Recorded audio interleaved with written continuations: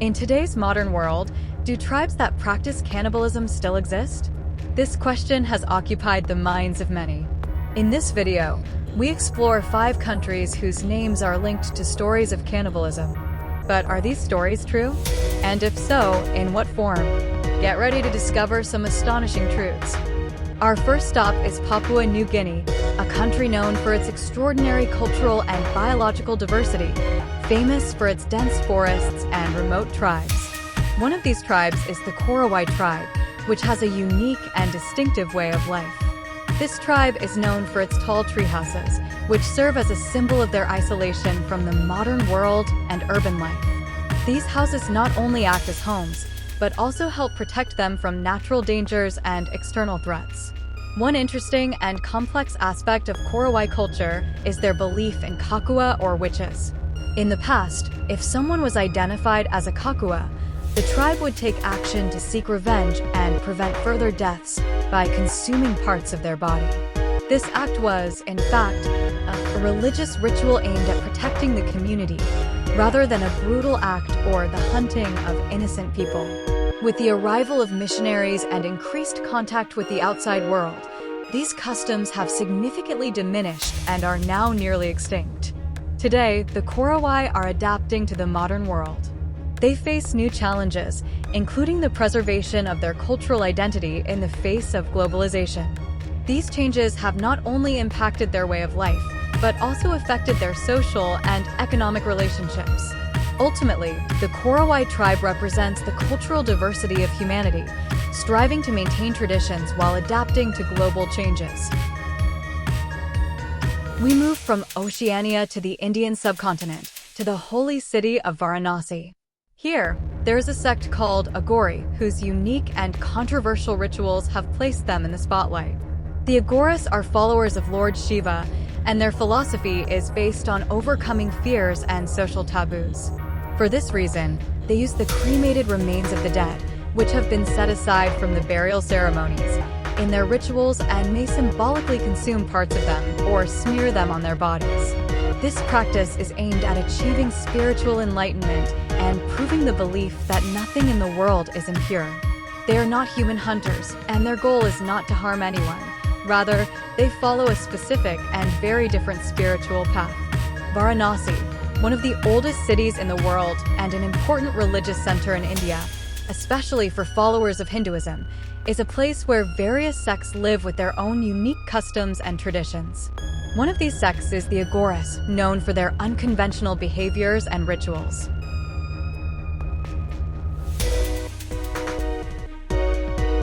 We continue our journey to the peaceful islands of Fiji in the Pacific Ocean.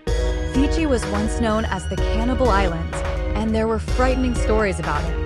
These tales date back to the 18th and 19th centuries when some Fijian tribes were involved in civil wars. At that time, consuming the flesh of defeated enemies was seen as a retaliatory act to demoralize the opponent. This practice had more of a ritualistic and warlike aspect than a dietary habit. The last confirmed case of cannibalism in Fiji occurred in 1867, when a Christian missionary named Thomas Baker was sacrificed.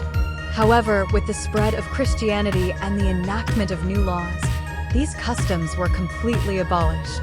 Today, Fiji is recognized as a popular tourist destination and a peaceful country, with no trace of those past customs remaining. Fiji now offers beautiful beaches, a rich culture, and the hospitality of its people, making it a serene and delightful place for visitors. Now we go to the heart of Africa and the Democratic Republic of the Congo, DRC. The DRC is a country rich in natural resources and with a complex history. Due to civil wars and ethnic conflicts, especially since the mid-1990s, the country has faced numerous humanitarian and social crises. These conflicts, sometimes referred to as the Great African Wars, have resulted in the deaths of millions and the displacement of large populations. Cannibalism, which typically occurs in conditions of chaos and lawlessness, has been reported in some accounts as a horrific act in these areas. This act is primarily used as a tactic of fear and intimidation by armed groups and militias, rather than as a cultural or tribal custom. In many cases, These actions have been strongly condemned and prosecuted by the international community. In addition, Congo faces other challenges such as widespread poverty, corruption, and lack of access to healthcare and education services.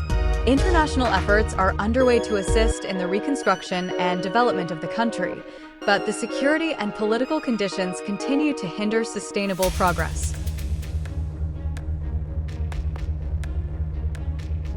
At the end of our journey, we visit the vast Amazon rainforest in Brazil. Like Papua New Guinea, this area is home to many indigenous tribes who have little contact with the outside world. In ancient times, some Amazonian tribes, such as the Wari tribe, practiced a ritual called endocannibalism. After the death of their loved ones, to show respect and to absorb the spirit of the deceased, they mixed the burnt bones and ashes with food and ate it. This was a somber and respectful ritual, not a violent act. Today, thanks to the efforts of tribal protection organizations and increased communication, these customs have nearly disappeared. The Amazon tribes now mainly face challenges related to preserving their environment and lands. So, the story of the Amazon is one of cultural resilience, respect for life, and a reminder of how we must treat cultural and natural heritage with care and respect. This blend of tradition and change is the fascinating secret of this region, definitely worth further exploration. As you've seen, stories of cannibalism in different countries have complex and varied roots. But the important point is that the idea of a human hunter in today's world is almost nothing more than a myth. What remains are either very rare and fading ritual customs or remnants of horrific acts amid war and lawlessness. We hope this video has helped you view the topic with a more accurate and respectful perspective. The truth is always more fascinating than legend.